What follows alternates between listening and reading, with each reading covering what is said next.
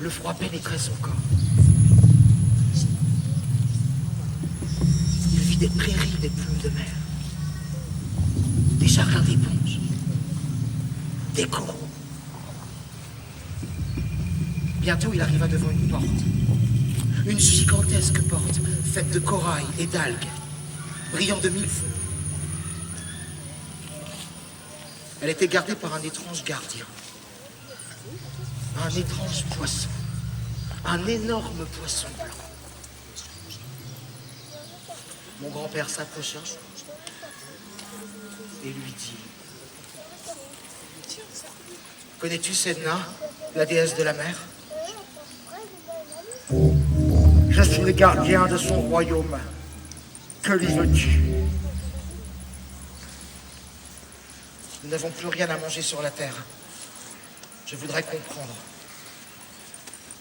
Sedna est malade. Sedna se meurt. Et avec elle, tous les animaux de la mer. Et de quoi souffre-t-elle? De la bêtise des hommes. Mais tu le découvriras par toi-même si tu parviens à retrouver son peigne. Son peigne? Comment est-il, ce peigne? Il est fait de corail. Je ne puis rien te dire de plus. Va et reviens me voir lorsque tu l'auras trouvé.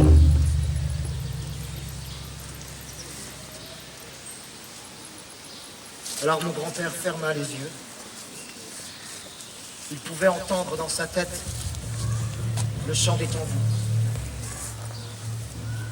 Et il continua de sombrer, de plus en plus profond, vers les abysses.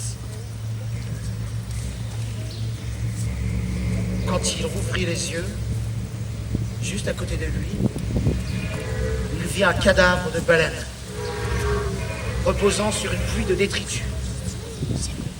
Juste à côté se trouvait un arbre immense, fait de milliers de branches, toutes plus belles les unes que les autres.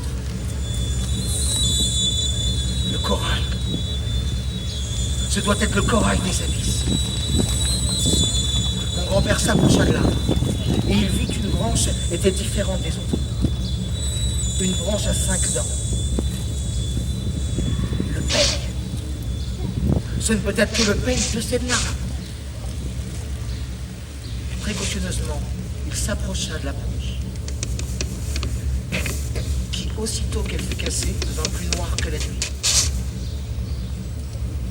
Puis, il remonta vers la porte du royaume de Sedna. Le poisson l'attendait. As-tu trouvé le peigne? Oui, je crois. Le poisson a regardé le peigne. Maintenant, tu peux entrer.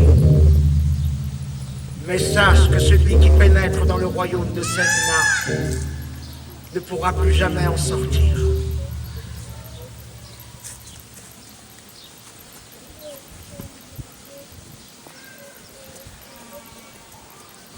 Alors, mon grand-père, rempli de doute et de peur,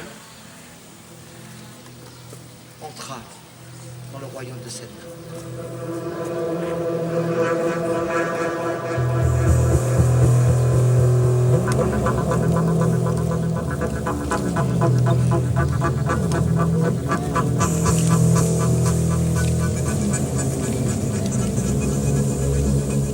Et ce qu'il vit le cloua sur place.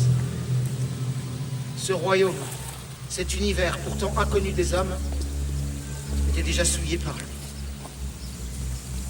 Des carcasses de fer, des débris plastiques reposaient sur le sol, immobiles, comme pris dans un filet de pêche.